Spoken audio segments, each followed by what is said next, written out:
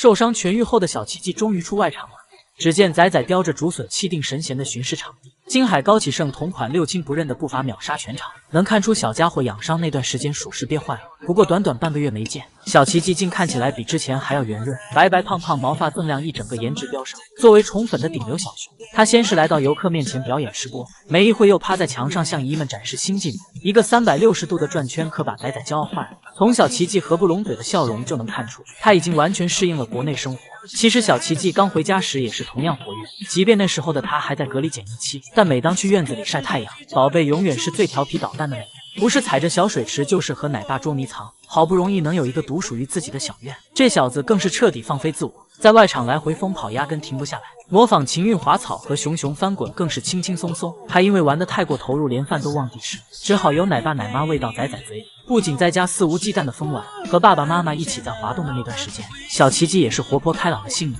还经常把美香老妈气得头疼。仔仔虽然经常和妈妈上演母慈子孝，可一旦遇到爱吃的食物便翻脸不认熊。这天美香正在内舍吃着竹笋，转眼看到门缝下的小黑手，这小子不动声色偷走妈妈的竹笋，美香也只好睁一只眼闭一只眼。这时的小奇迹正是调皮的年纪，每当看到饲养员拿着水管清理内场时，他非但没有躲开，还一屁股坐在一旁和饲养员互动玩水。没多久，小家伙就要耍赖，还想用熊掌堵住水管，整天上蹦下跳的他经常整活表演。萌兰的独门绝技倒挂金钩也被这小子轻松掌握，其他小熊纷纷不爱泡澡，小奇迹却钟情于自己的小水池。他的目的可不是把身上洗得白白净净，而是将泡澡池充当游泳池。仔仔甚至还学会了高难度的仰泳姿势，体验到熊生快乐的他满脸笑容。这小子从始至终都是幸福的孩子。如今回到自家后更是惬意，不仅是小奇迹受尽奶爸奶妈的万千宠爱，美香天天也都被照顾得很好。前几天中心还发布了美香天天的最新动态，照片中夫妻俩神采奕奕，还奶乎乎的，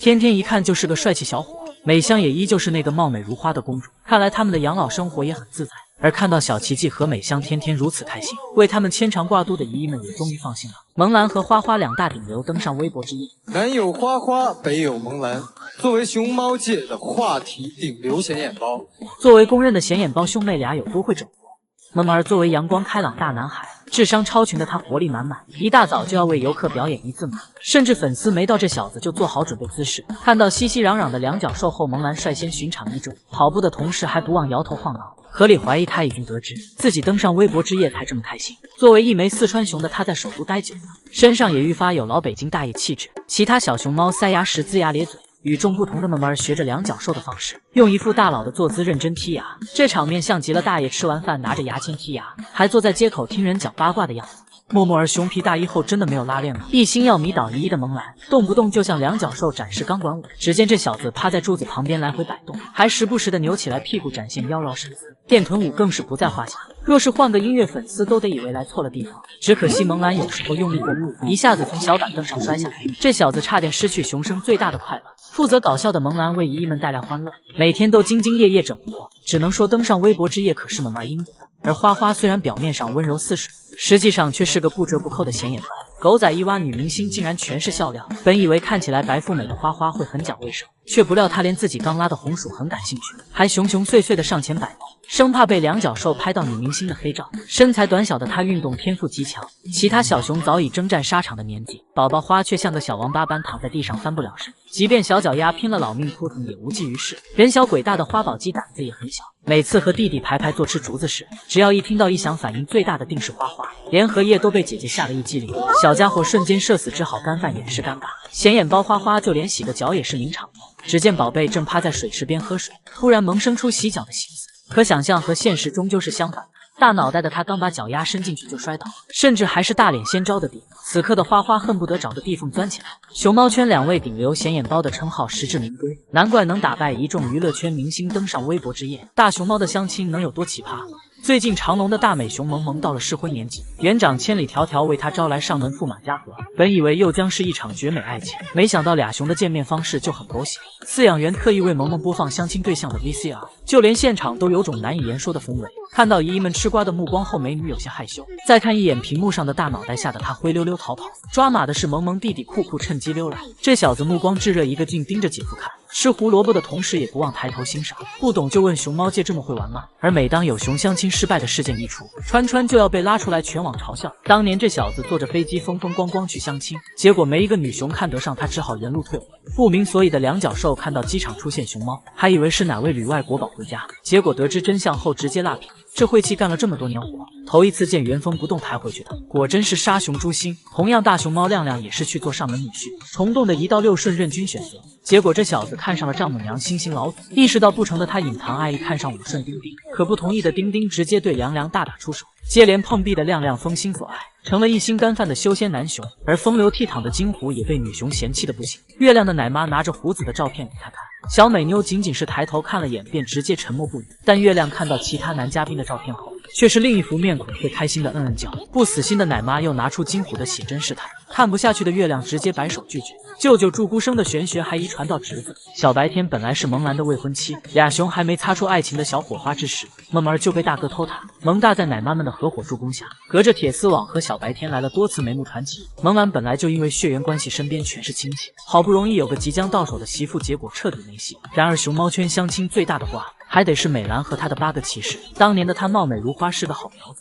基地一口气找来了8只男熊任她挑选，以51为首的男嘉宾纷纷对美兰孔雀开屏，可高冷美女对他们丝毫不感兴趣。搞不明白的饲养员只好带她检查身体，结果不查不知道，一查吓一跳，大美妞竟然是位实打实的7尺男儿。因为熊猫发育不明显，基地搞错了性别，不过51却对他恋恋不舍，整天魂不守舍。基地为这小子安排女熊相亲也是兴趣缺缺。那年杏花微雨51见到美兰误终身，网友还知道熊猫界哪些抓马相亲事迹呢？直到看见福宝吃醋后疯狂撒娇惹事，才明白他有多渴望爷爷的关爱。这天又到了交换2只崽崽的日子，江爷爷抱着福二妹回到育幼室中，谁料经过隔壁时刚好被201住户看到。福宝不可置信地望着爷爷手里的崽崽，心里的醋坛子直接被打翻。直到爷爷走出很远，福宝还在原地愣神，似乎在想，难道爷爷不理我是有别的熊吗？吃醋的福宝直接耍起小脾气来。江爷爷来探望时，他压根不想理会对方的呼唤。江博士今儿个怎么有空来看201住户？并且当江爷爷想要摸摸福宝朵朵时，福猪猪直接一歪头躲了过去，表示你身上有他的香水味，是我鼻子犯鼻子。江爷爷哭笑不得安抚的给福宝按摩，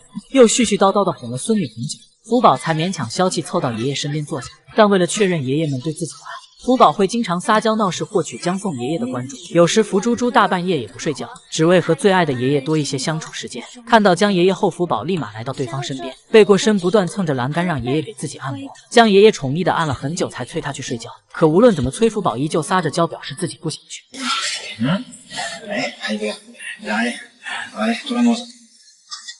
等到福宝在外场营业的时候，为了见到爷爷，他故意藏到了南川树下。江爷爷得知福宝不见了后，立马出来寻找，翻遍整个院子才发现了藏起来的孙女。福猪猪似乎没想到爷爷这么快就找到自己，脸上的表情有些懵懵的。随后江爷爷则拿来工具把南川树紧箍了，而计划得逞的福宝也带着坏笑走了出来。等到江爷爷去帮福猪猪整理餐桌时，福宝又爬到树上藏起来，故意让对方找他。此时的福猪猪就像个脆弱的孩子，一遍遍确认爷爷们对自己的爱。福宝从小没有兄弟姐妹一起玩耍，只要有时间都是爷爷们陪孙女嬉戏打闹。但福宝过了3岁生日后，一切就变了。为了福猪猪能提前适应回国生活，爷爷们只能忍痛远离最爱的孙女，再加上要照顾爱宝和双胞胎崽崽，爷爷们和福宝见面的机会就更少了，并且每次见面身上都会带着崽崽的气味，才导致福宝认为有其他小熊抢走了爷爷的宠物。但不可否认的是，爷爷们都很爱孙女，只是为了福宝的未来不得不选择远离。也许这就是人生最无奈的事情吧。直到听见奶妈强忍泪水安慰熊猫月月，才明白恶意投掷的无良游客有多可恶。在屋头不要出去了，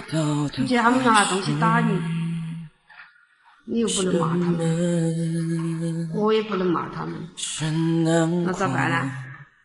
这天月月在营业时困了便打了个盹，谁料有些无良游客为满足自己的私心，竟直接投掷异物砸到了月月身上。奶妈得知后立马把熊猫收回熊舍。无良游客的行为让月月难过的快要哭了，她不明白自己只是累了睡个觉，为什么就会被讨厌。奶妈心疼的赶紧拿来一大堆竹笋，想用美味让月月忘掉刚才的不快乐。毕竟身为饲养员，她没有办法去惩罚坏人，唯一能做的就耐心告诉月月远离他们。就在屋头吃东西嘎，我们不出去惹他们。对。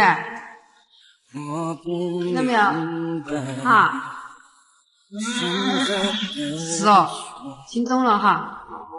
也许是不想让奶妈再为自己担心，月月点头大声的回应对方。如此乖巧可爱的小熊实在让人心疼不已。月月从小就是个听话可爱的乖宝宝，奶妈用小推车送她回宿舍的时候，月月老老实实坐在车里，手还扶着车斗边缘。等到了门口，只要奶妈一声吆喝，月月就会乖乖从车上爬下来，还会在进门的时候转身贴心的跟奶妈说再见。乖巧懂事的月月很快就成了奶妈的心上熊，长大后的她更是长成公认的美女熊猫。奶妈每天都会对闺女吹彩虹屁逗她开心。这个人我看了，好白哦你，看我看你漂亮的容颜，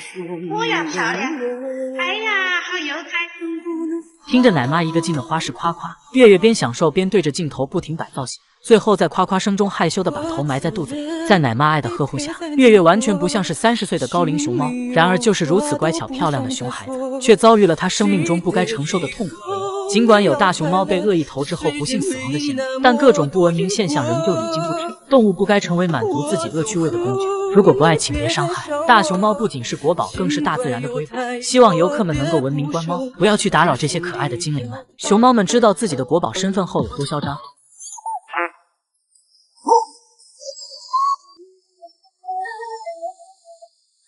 当大熊猫敏敏和饲养员玩叠手手游戏时，始终坚持熊掌在上的原则。看到对方一而再再而三的挑衅自己国宝威严，敏敏终于忍不住怒了，大胆刁民，实在放肆。独臂小侠客北侠也早早知道了自己国宝的身份。当饲养员来给熊孩子们加餐时，小北侠端着一副任何人都高攀不起的样子，嘴里慢条斯理地咀嚼着果果。傲娇表示小苹果还没吃完你就举着吧。此外，熊孩子们决定营业什么的全凭自己做主。眼前这只熊猫上班时间不仅不工作，还悠闲地躺在专属宝座上看着天晃着脚，像极了村口躺椅上摇着蒲扇的老大爷，仿佛在告诉众人有编制的生活不要太爽。而小熊精颜慧小年纪也掌握了摆烂大法。只见小家伙翘着2郎腿躺在吊床上，熊生别提有多安逸了。当饲养员想要抱颜慧出去营业时，小团子单方面表示自己要休一个小长假，毕竟身为国宝没点特权怎么能行。而雅颂小时候就和颜慧完全相反，这天傲娇小熊没玩够，死活都不愿意下班。发姑奶爸伸出手试图把他薅下来，浑身写满抗拒的雅颂就用小手紧抱着树杈，